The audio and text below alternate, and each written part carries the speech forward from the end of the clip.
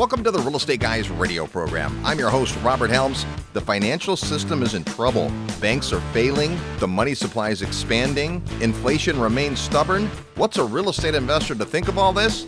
Well, today on the show, we have a good friend and a real estate investor who spends most of his time thinking about and educating on this topic and more.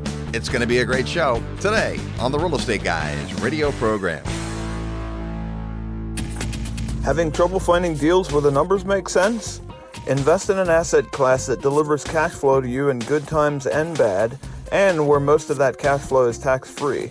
I'm Dave Zook. Many of you have heard me speak at Real Estate Guys events or heard me on their podcast. My team is a top 5 ATM operator in the country, and right now accredited investors can make cash flow returns well into the double digits and get huge tax deductions. For your free report on this lucrative asset class, email atm@realestateguysradio.com. Welcome to the Real Estate Guys radio program. I'm your host, Robert Helms, and joining me in the co-host seat, it's our financial strategist, Russell Gray. Hey, Robert. You know, things are crazy. Oh my goodness, it seems like every week there's more and more to talk about. But this whole bank implosion thing, I know you did a Facebook Live on it, Russ. We've had lots of people reaching out about it.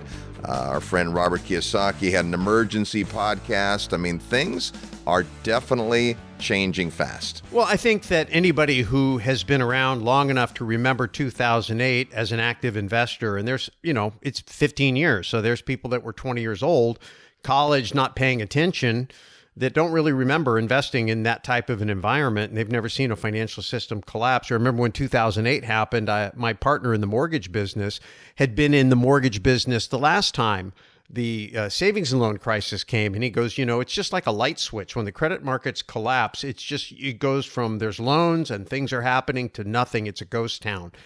And I couldn't comprehend. He tried to warn me. Robert Kiyosaki was talking to us about what was going on in the financial system back approaching 2008, warning us about the impact it would have on real estate being so dependent upon the influx of capital, mortgage money, credit, and sensitivity to interest rates. And of course, I didn't have any macro education. I didn't have any understanding of how the plumbing worked or how the money made it to Main Street. Didn't think it mattered. Thought I was safely insulated. Hey, I'm a Main Street guy. I left Wall Street behind a long time ago. And we thought we were safe. And, little did we know when that bomb went off, it took out the mortgage company. It wiped out all the equity. It made all the credit lines go away. All of a sudden, you go from being liquid to having no liquidity, no operating capital, and you're shell-shocked. It took me about 90 days after that happened just to realize, okay, there's no quick fix. This is going to take some time. Of course, we found the opportunity in that in private capital and syndication, and that changed our business. But it put me on this crusade to understand what happened, why it happened, how to recognize the signs, and who is really qualified, who knew. Peter Schiff is a guy that we sought out as a result of that. And we started finding people that really understood these things and paid attention and followed them. And the last 15 years, I can tell you, I'm not surprised about what's happening. I'm not happy to see it, but it's not shocking. I feel much, much better prepared. Hopefully many of our listeners are too. But I'd encourage you, if this is your first rodeo, just pay attention. Things can change very, very quickly, and nobody knows exactly what's going to happen, but there's a lot happening. Well, back then, you were active in the mortgage business, had a lot of loan officers working for you. In fact, I remember you were at a conference, and it was sponsored. The night's gala event was sponsored by one of the big wholesale lenders, and they went out of business that day. That day, it went from being a gala black tie to a wake, and it was just like going to a funeral. Everybody was crying. They'd lost their jobs. I mean, literally watching the industry implode in a very short time. So many of the companies that you'd place your business with, because the way the mortgage business works, you originate the loans, and then you package up the loans and you sell them off to Wall Street. And the people that were in that conduit of moving money from Wall Street to Main Street and moving mortgages from Main Street back to Wall Street, that whole system just broke. And we had 100 loans in our pipeline back then, and we couldn't place a single one. Every single lender we went to was out of business.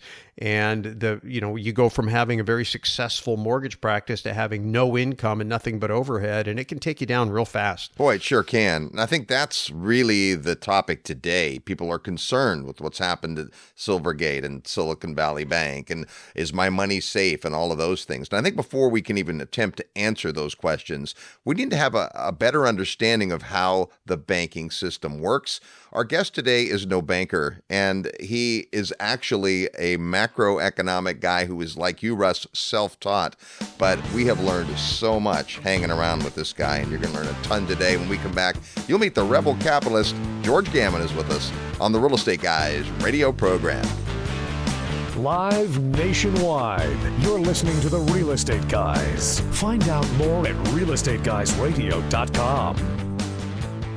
Hear ye, hear ye. Registration is open for the Real Estate Guys 21st Annual Investors Summit. Imagine spending an entire week with like-minded investors, world-class educators, and real-world professionals.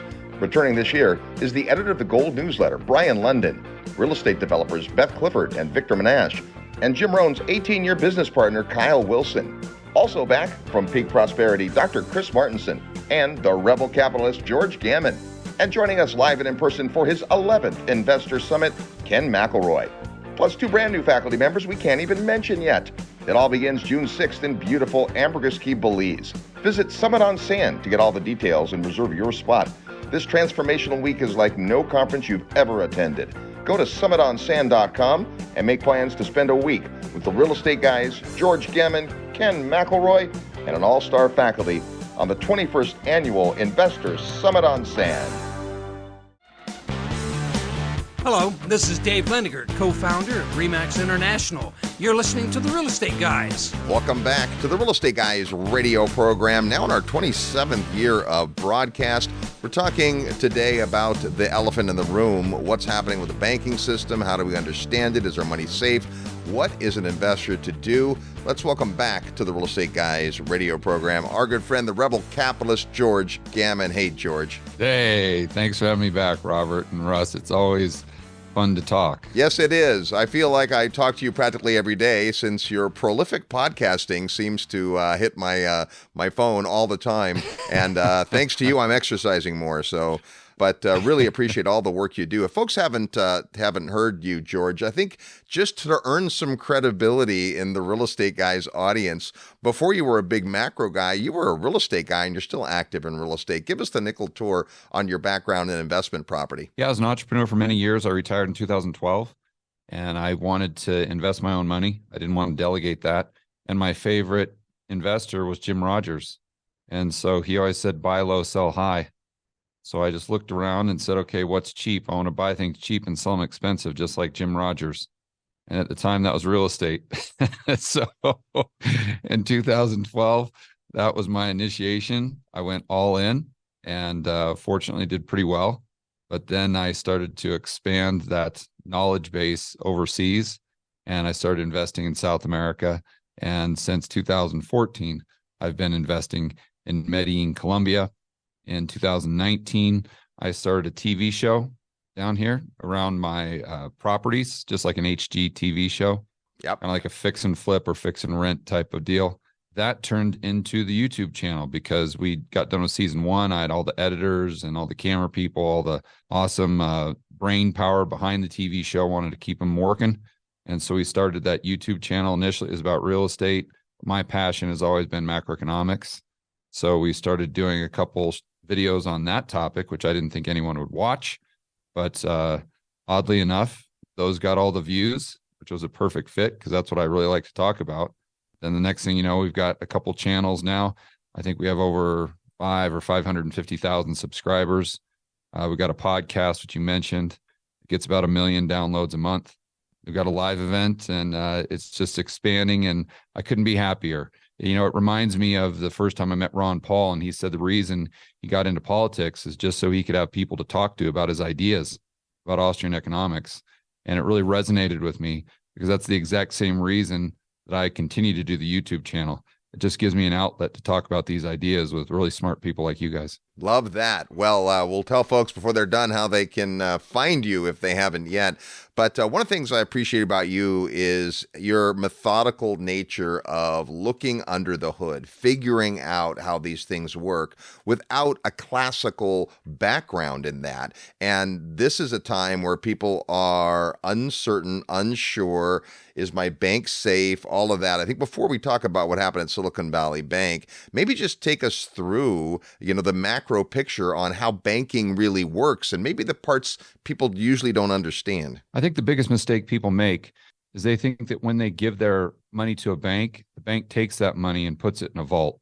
And then when they come, to get the money, that 10% of it is there.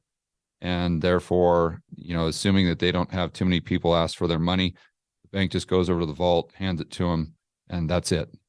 What they don't understand is when you give your money to a bank, you're lending it to them. They're not putting it in a vault. They're taking that money and they are utilizing it in whichever way they want to, whether that's buying treasuries, buying mortgage-backed securities, whether that's taking that money and lending it to a cash flow negative tech company that's most likely going to go out of business. That's what people have to realize. And it just really astonishes me that if you had $1 million and someone asked you to borrow it in like a real estate deal, you'd do some proper and some serious due diligence. You bet. Assuming that was a significant portion of your net worth, because you'd want to get paid back. You'd want to know, hey, what's the collateral? What happens if I don't get paid back? But for some reason, people don't look at banks in that same capacity. They just say, well, who has the highest interest rate and who has the most friendly customer service? And unfortunately, that's not the way to do proper due diligence on a bank. In fact, if you want just a quick tip, especially now, you probably want to gravitate towards banks who are actually paying you less, not more, because the higher interest rate they're paying you, the more desperate they are for your deposits. And that means the more risky they are. And so I would kind of use that as a little bit of a gauge for the average Joe and Jane, that if you got one bank that's only willing to pay you 50 basis points on a checking account, you may say, oh, that's terrible. I can go over to this other online bank and get 3%.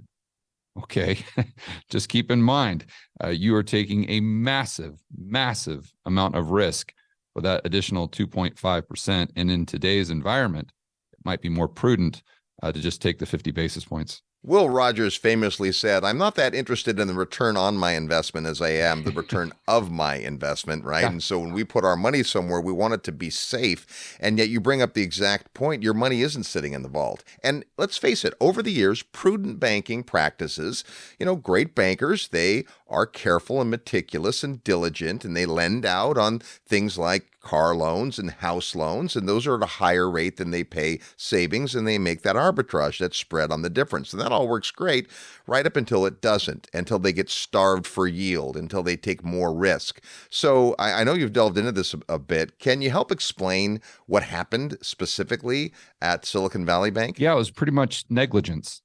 So I know a lot of people are looking at charts on Zero Hedge and whatnot and see all these assets on the bank's balance sheets that are underwater and saying, well, look at their capital, therefore the entire banking system has negative equity. But what that fails to recognize is that most good banks, even if they do have a huge bond portfolio that might be slightly underwater because the Fed has raised interest rates so much, they're going to hedge out the asset side of their balance sheet. Just to put that in very simple terms, let's say they've got $1 million on the asset side of their balance sheet, and it's all U.S. Treasuries that they purchased at 1%. And the Fed starts raising rates. Well, what any rational banker is going to do. In fact, a lot of my friends in the macro space have said this is something that a summer intern would know at a bank, that you go out there and you buy interest rate swaps, or you buy some sort of derivative that would offset that loss if interest rates do go up. So if you've got the $1 million in assets, if it goes down to 900,000, then you're most likely going to have a hedge, maybe on or off your balance sheet, that's going to increase in value by the amount that the bonds lost. And that's what Silicon Valley Bank, or any bank, really should have done. But it's not just with the asset side of the balance sheet, it's with the liability side as well. think something like 95% of Silicon Valley Bank's depositors were over the FDIC limit. Yeah. So what that means is if you do have some issues, you're going to get people that take their money and run for obvious reasons. Where Bank of America, if I'm not mistaken, has about 70% of their total deposits under the FDIC limit. So those people are far less likely to take their money and move it to another bank. And the fact that many depositors had over the FDIC limit is unbelievable in and of itself. That's negligence on their side as well, which is why I'm very, very against, one of the many reasons I'm very against these, what were effectively bailouts. But the Silicon Valley Bank, you've got to look at this. Okay, you've got all these depositors that are over the FDIC limit, and they're these tech companies. Well, anyone that's not living under a rock for the last 6 months, every single time you see a headline on CNBC or Bloomberg, it's tech company layoffs. Whether it's this tech company, Facebook, Amazon, Google, it's all just, the tech space is doing very, very poorly for a variety of reasons. Right. Probably most specifically because the Fed has been raising interest rates. So these growth stocks are getting crushed. They're really struggling.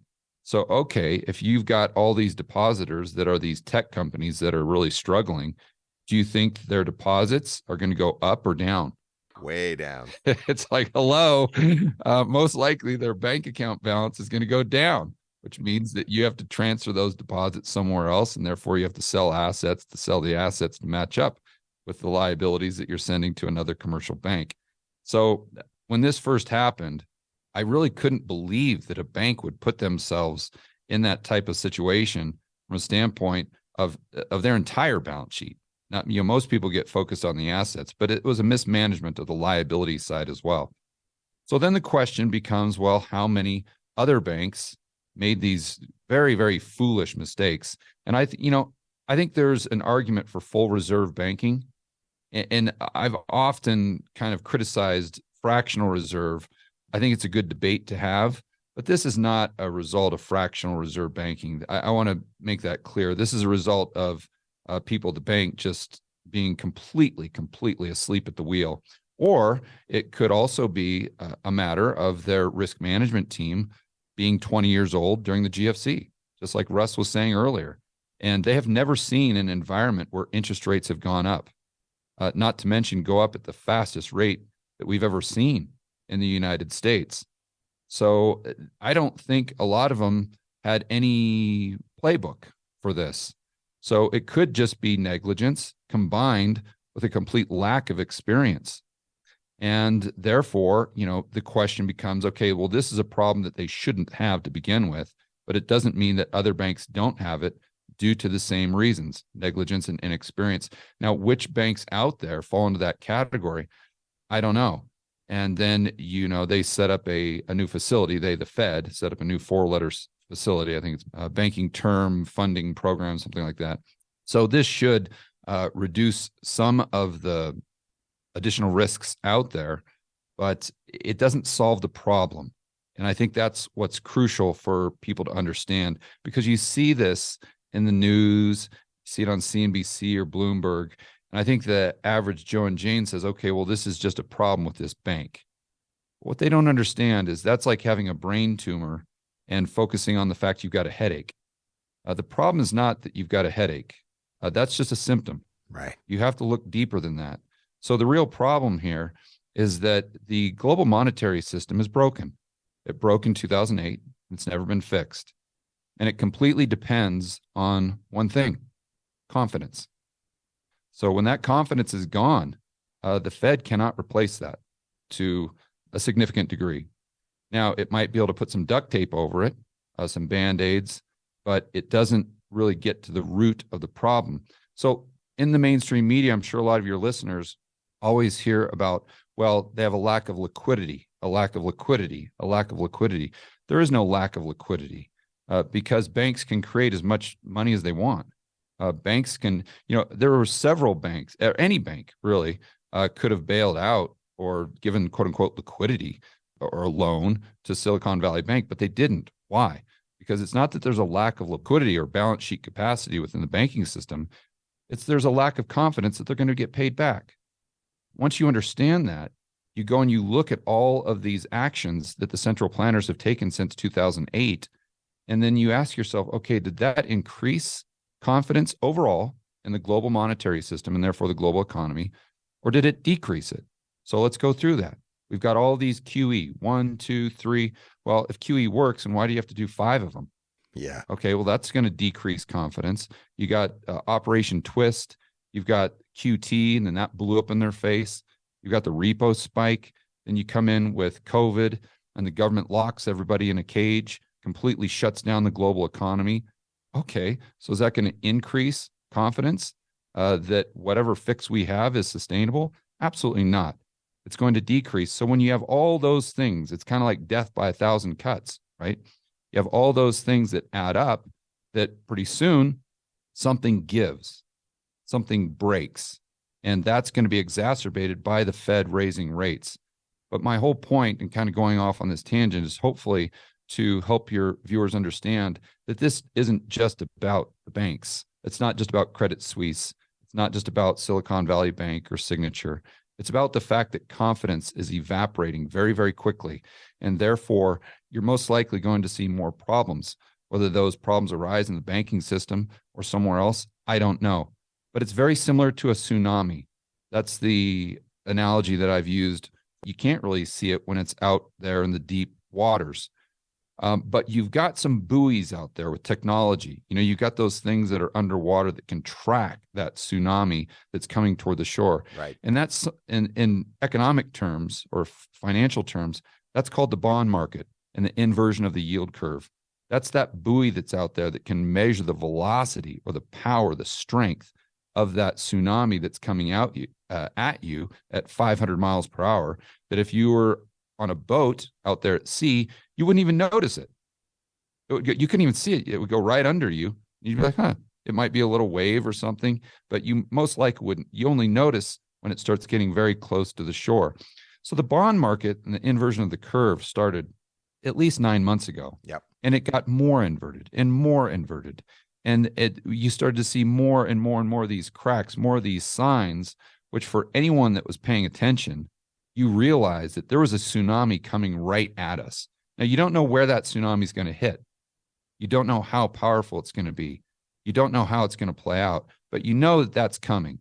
And so my point is this tsunami is still coming at us. This is just the beginning. This is what we saw with Silicon Valley Bank and what we saw with Signature or Credit Suisse. That was not the tsunami. That was just kind of some more of those warning signs that were coming from those buoys. It's still coming at us at 500 miles per hour. And I think that's what people really need to recognize. And how do you do that? You pay diligent attention to the yield curve. And if you want to, I can explain that further. Well, in fact, you cover this well on your podcast and your videos, but take us through it, because people hear about yield curve inversion and maybe they understand that has to do with the return rates based on a timeline, but that's about as far as it goes. So take us through why that's so important, why it's such a critical indicator. Yeah, the simplest yield curve to look at is the 2-year and the 10-year. Yep. The Fed and some of the financial types look at the 3-month and the 10-year to get a little bit better timing. But most people, they just look at the 2-year. So as you would imagine, the longer you lend money to someone, the higher the interest rate. Yep. Higher the risk that they're not going to pay you back, the higher the risk of inflation. They're going to pay you back with devalued currency units. So when you get an environment where the longer you lend money to someone, the less interest you charge, that's highly unusual. Yeah. That is not an indicator of health in the global economy. What that means is so many big money institutions out there believe that the interest rates will go lower in the future because of some sort of crisis situation, recession, economic depression, et cetera, that they're trying to hedge out the long side of their portfolio. So if they've got all these stocks, if they've got a lot of real estate, something like that, they're going to go ahead and also buy bonds. So if their real estate or if their stocks go down, most likely the price of those bonds go up, the yield goes down. So you see a lot of demand on the long end of the curve for people kind of hedging their bets, if you will. So what that does, because there's so much demand for people in these very sophisticated financial institutions, there's so much demand for them hedging their book by buying treasuries.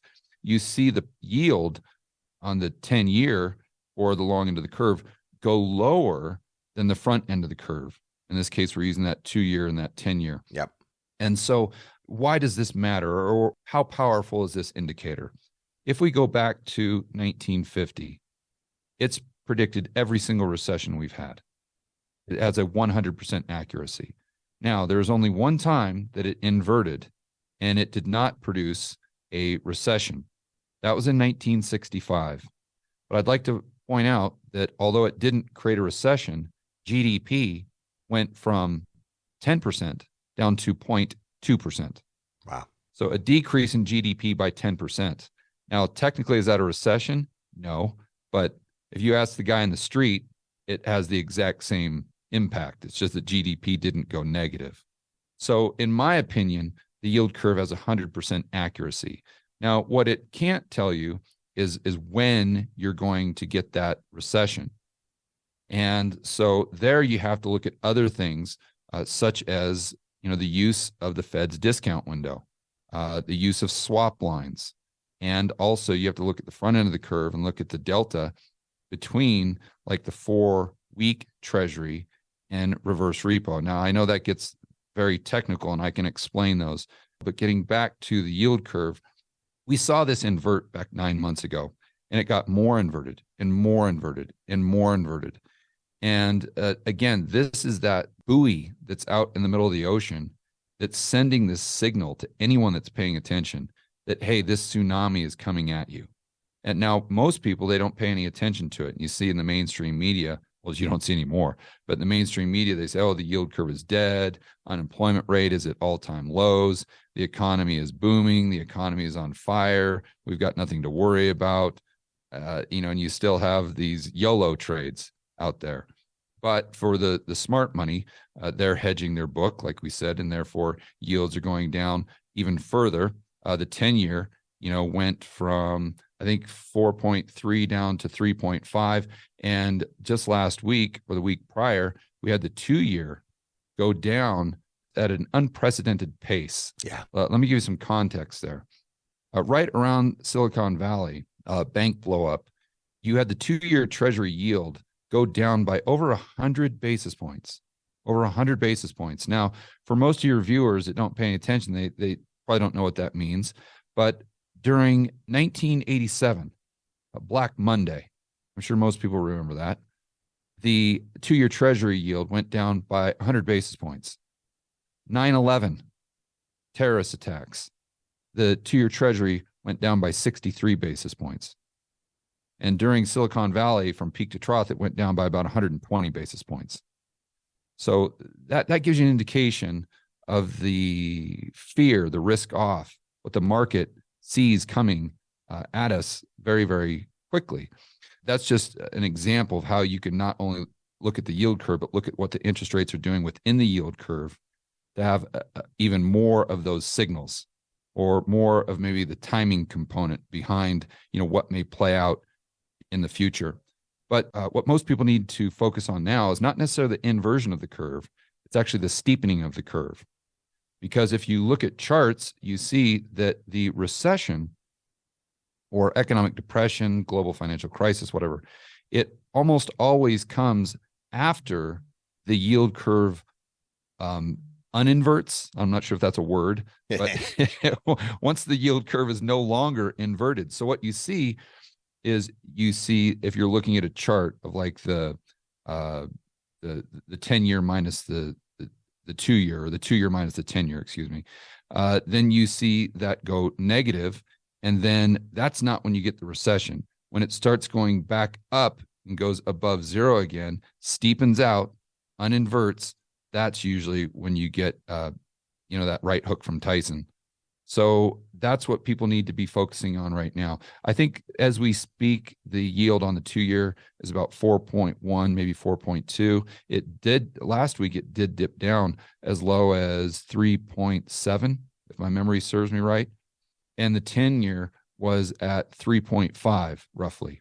So it got very close to uninverting last week.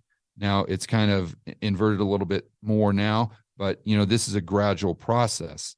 And when people really need to start paying attention, or when people really need to start, I don't want to use the word panic, because that's not the right word, but when people really need to be the most risk averse, let's say, is when they see that 2-year treasury go back down below, sort of the yield, the 10-year treasury. And I think we'll probably see that in maybe at least the next couple months. And to add to that, you look at the prediction for the Fed funds rate, and prior to Silicon Valley Bank, what they call the neutral rate, the market was predicting, which means that what rate is the Fed going to get up to before they pivot? That was like 5.3. I know BlackRock even came out and said 6%. And then as soon as you get Silicon Valley, like a week later, it's the predictions now, if you look at the market curves, are for the Fed not only to pivot, but by the end of this year to go down by 120 basis points. So not just stop and stay here at 4.75, whatever they do today, but to go down and to reduce rates by 100 or 120 basis points by the end of 2023. So that should, in and of itself, I think should make people pause and kind of take a step back and say, wait a minute, how much risk am I exposed to here with my personal portfolio? Another thing I'd mention is going back to that discount window. The swap lines and the 4-year, that gets a little, or the 4-week, that gets a little esoteric, and I'm happy to dive into that. But the discount window is something that everyone can really understand. Yeah. And this is the facility that the Fed has available for banks that basically are really, really in trouble. And they've got assets on their balance sheet. They need the liquidity. No other banks will give it to them, although they have the balance sheet capacity. And they've got no other option. And why is the discount window so bad? Because it comes along with a stigma. So if you're a bank that goes to the discount window, all the other banks are going to know that. Yeah. And it's going to be very unlikely that they're going to do business with you moving forward. Why would they? If you were a bank and you knew that one of your associates or one of your fellow banks went to the discount window, just hat in hand, are you going to be eager to go out there and do business with them moving forward? Absolutely not. And this is another one of those cuts that we were talking about earlier that just reduces the overall confidence, which is the glue that holds together the global monetary system and therefore the global economy. But you go back to GFC 1.0, we'll call it, and the discount window was being used to the tune, I've got the chart in front of me up here on the whiteboard, to the tune of about $100 billion. That's when we got to the peak of the insanity in 2008. The discount window is being used about $100 billion. And so during COVID, and I'm sorry, guys, I don't have my glasses on, it was used to the tune of about 55 billion. Okay. That was the peak. And just the other day, it got up to 160 billion. So very close to double the usage that we saw during the GFC in 2008. So that in and of itself should tell you how precarious the world is right now. And this is not just the United States. This is a problem that we could see. We see Credit Suisse right now that had to be taken over by USB. And I think, again, this is just the tip of the iceberg. This is just the headache before you get hit with that brain tumor, or this is just the first few initial waves before you get hit by that tsunami. George, appreciate you taking time to help explain some of this, because people are confused and worried. And I think the more that you understand, it doesn't mean that, bad things aren't on the way, but it just means you can approach it calmly and coolly instead of freaking out. Let's face it, a run on the bank is kind of a freak out. Russ's favorite movie of all time, It's a Wonderful Life. There's the classic scene with the run on the bank, and they managed to get through it on that day. But people are wondering, is my money safe? You mentioned FDIC. So the FDIC typically insures up to $250,000. So people with account balances less than that are maybe less worried. But what about the fact that the FDIC isn't sitting on enough money to be able to remedy all these, banks if there were to be a problem? This is a great point. And I remember the last summit that we did last year. This is pretty much the theme. Yeah. I mean, when I was there with Kiyosaki and all the wonderful speakers you had there, we were talking about these curves. We were talking about the additional risk, and we were talking about maybe having some more dry powder to take advantage of whatever happens and not be a victim. Yeah. That's what we have to understand is the worse 2023 is going to be, the more opportunity it's going to present for those people who are prepared. And so how do you do that outside the FDIC limit? Let's say you got $10 million. It's very easy. T-bills. Do what the pros do. Buy T-bills. And this is something I've been talking about with the subscribers in Rebel Capitalist Pro. We've been talking about it at Rebel Capitalist Live. I'm sure you guys have been talking about it. If you've got a ton of money in a bank, first and foremost, diversify. Yeah. And secondly, whatever money you need in addition, or whatever money you have that you don't need for working capital, for heaven's sakes, just put it into T-bills and roll it over. And there, the counterparty risk is the government instead of the banking system. And it's what all those tech companies, quite frankly, should have done that had deposits at Silicon Valley Bank. But they didn't do because they were completely asleep at the wheel. And so, but this brings up, I think, a much more important point, Robert. Yeah. Because assuming we do have more of these problems that show up in terms of additional perceived risk to depositors, because you're right. The FDIC has, let's say, 150 billion, something like that, and they could have handled Silicon Valley Bank. In fact, they did handle Silicon Valley Bank and the depositors there and Signature and whatnot. But there's, let's say, 18 trillion in deposits. They can't handle that. So now what we have is an implied FDIC limit of infinity. Right. Because all of these depositors that should not have been bailed out because they're over the FDIC limit did get bailed out. So a lot of people, average Joes and Janes, would say, well, George, that's a good thing because people shouldn't have to worry about their bank going under. They shouldn't have to worry about these bank runs. I mean, aren't we sophisticated enough to where we can put this type of activity and this type of risk behind us? And this is something that we had to deal with in the 1930s, for heaven's sakes, something we had to deal with in the 1800s. Okay, it's 2020 now. It's 2023. With all the digital technology that we have, can't we figure out a way to where people don't have to worry about their bank going under or taking all of these precautionary measures like buying T-bills? This is a very dangerous narrative, very, very dangerous. And it's something that I would encourage your listeners to think through and really push back against. Yeah. Why? Because you have to look at the slippery slope you're on. If people start saying, okay, well, the depositors should have no risk whatsoever, that end game, where that road leads, its logical conclusion is a central bank digital currency. Well, why is that? Because a central bank digital currency is not a new currency. It's not something that they would come out and say, hey guys, we've got this new thing called Fed coin or a CBDC. We want you to start using it. No, you wouldn't even know. It's simply a dollar. It's $1. It's fungible. It's a dollar. And I always encourage people to do a thought experiment and ask yourself, how do you know that they don't have a CBDC right now? How do you know you're not using one?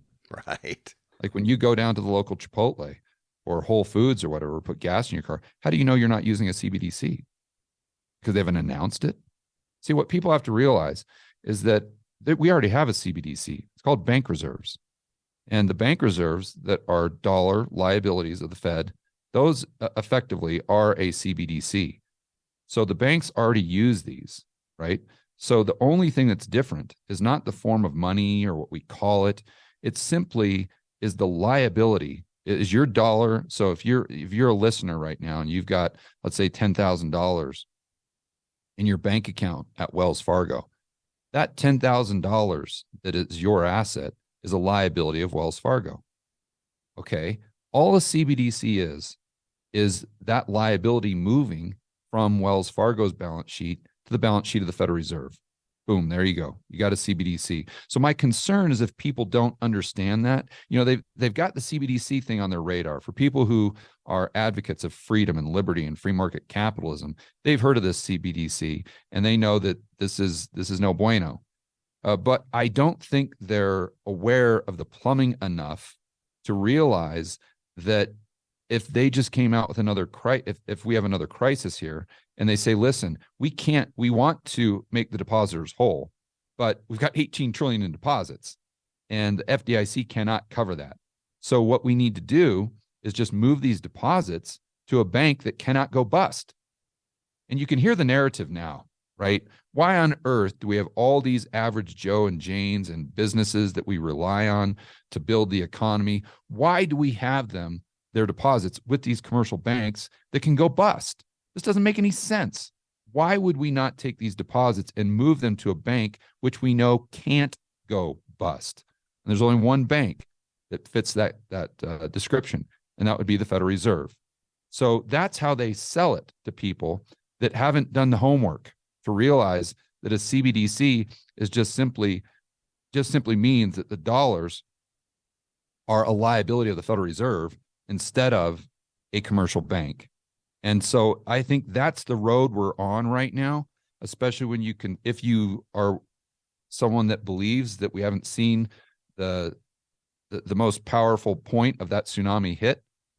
And, that's the logical end game here, that they say, well, we want to secure all depositors. There's not enough in the FDIC.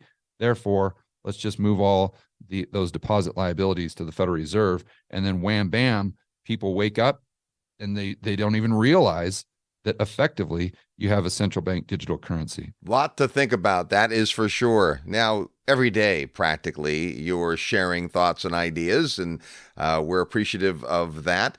George, I think as you look ahead, the real question is, what kind of moves can I make? And the first, foremost, absolutely is education. The more you understand, the less freaked out you'll be, and you'll be able to stay a few steps ahead. And I think that's really the thing, as I know as we've watched, your star kind of rise and your listenership and viewership grow so much, it's because you're practical and you're not flaring people up about it. You didn't even want to use the word panic. So I think cooler heads will prevail. And let's face it, any change that's going to happen at a systemic, level is outside of any of our control. So it's not what happens, it's what you do about it. Yeah. So T-bills, first and foremost, if you've got, and diversify your bank accounts, diversify your banks. If, you're worried about that FDIC limit, that's number one. Yep. Then once you do that, if you're concerned about the future of a central bank digital currency, or again, just to be very clear, just simply those deposit liabilities going to the Fed's balance sheet, which gives them the ability to have that kind of Orwellian type of power that most of us are uncomfortable with. Yep. With that, it's all about community, 100% about community. So why? Because I'm of the opinion, especially when you look at 2020, unfortunately, society, when they are in a position of fear, doesn't need to have tyranny thrust upon them. They actually demand tyranny. And this is a very scary situation. So you go back to 2020, and it's not like initially, yes, the government did have to force this upon people as far as being locked in a cage. But then people just started demanding that they have this tyranny thrust upon them. I demand that you lock us down even more, government. I demand that you force me to wear a mask. I demand that you force me to inject a foreign substance into the veins of my children. And I think that it's the same type of situation when we're talking about these depositors being at risk. Not that they have to force people to use a central bank digital currency or that form of tyranny, but people actually demand it, the average Joe and Jane.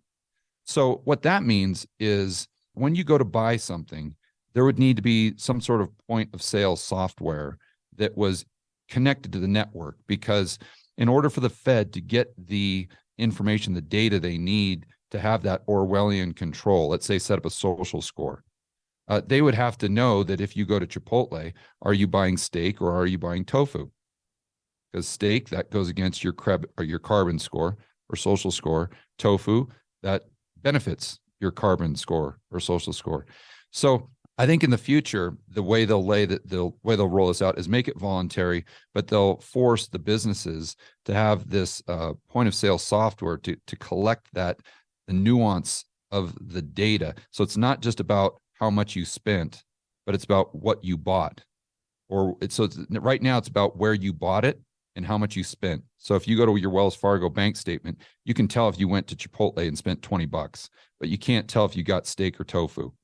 And so they're going to have to implement that system. And I think what that will do is, regardless of how you pay, whether you pay with gold, Bitcoin, silver, cash, you have to give your fingerprint. I mean, I did a tweet today where Panera Bread in St. Louis is doing this new system where you have to pay with your palm. So it's something with Amazon Pay or something like that, where before you tell them what you want, and you have to put your palm down, and that's how you actually pay. Wow. So I think that we're going to see more of this in the future, which will allow those central planners to get the data they need to create that social score along with that central bank digital currency. That's very important. So the reason that's so important for people to think through is because if they roll this out, then they're going to frown upon certain things, like, let's say, diesel. That's kind of a low-lying fruit right there, right? So if you're someone that has a diesel truck, well, you need to get involved with other people that are like-minded, that have a similar worldview, that might drive a Prius or might drive a Tesla or something like that. Because what they're going to be able to do is max out their diesel monthly allotment and give it to you, and then you can just give them the money. Or you can, let's say they're a big meat eater. They love eating steak, but they drive a Tesla, and you're a vegetarian, but you drive a big diesel truck. Yeah. Okay, great. Well, if they're in your network, if they're in your community, there's nothing that the central planners are going to be able to do if you buy the additional meat for that individual so it doesn't impact their carbon score, and they buy the additional diesel for you. You see? So a lot of people, I think, because they don't understand the mechanics behind a central bank digital currency, just think that, oh, well, I'll just pay with gold, or, oh, I'll just pay with cash, or, oh, I'll just pay with Bitcoin. But I think that gives people a false sense of security, where I think what's most, although that's good, absolutely, to have purchasing power outside of the banking system. I think it's very important for people to own physical gold, physical silver, and to have some Bitcoin. But I don't think that's a panacea.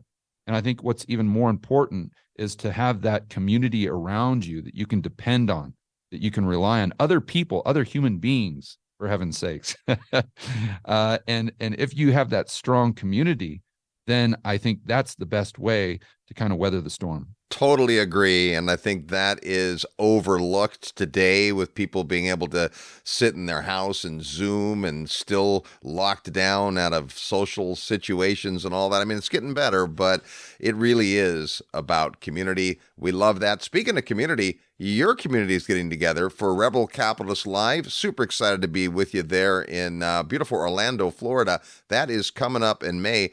Tell us about some of the folks you have coming to Rebel Capitalist Live. Yeah, well, thanks for asking, Robert. You're going to be emceeing, so I'm super excited about that. I'm sure Russ is going to be there. We'll have him do a panel discussion like we did last time. We've got guys like Peter Schiff is going to be there. I'm sure your audience has heard of him. Also, Mike Maloney.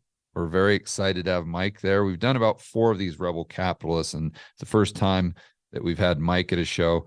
We're going to have Lynn Alden. We're going to have Brent Johnson. We're going to have Jeff Snyder. We're going to have Robert Barnes, who is the lawyer I'm using with the lawsuit that we have against the Federal Reserve. And we've got Kenny McElroy. Your audience might be familiar with him. and several others. So if people go to, maybe you'll have a link on your website. Yeah, if you want to come to the event, it's 2 days and it's extraordinary. And not only are the speakers first rate, and if you were at all enticed by our conversation today, you're going to want to get around some of these smart people, but also the attendees are just great. The people that show up, back to building community and building tribe. We're, as you know, big fans of that. All you have to do to learn more is send an email to RCL, like Rebel Capitalist Live, RCL at realestateguysradio.com. You get all the details about the event. Come hang out with us. Can't wait for it, my friend. Thanks so much, George. Yeah, thanks for having me on. There's George Gammon. You can find out more when you send your email to Rebel Capitalist Live. So that's RCL. Just use those 3 letters, RCL, at realestateguysradio.com. Not only will you get a link to sign up to the event and learn more about it, but we'll tell you all things George Gammon. He's got amazing whiteboard videos. He's very prolific out there in the podcast world, and just really appreciate the work that he does. When we come back, you're tuned to the Real Estate Guys radio program. I'm your host, Robert Helms.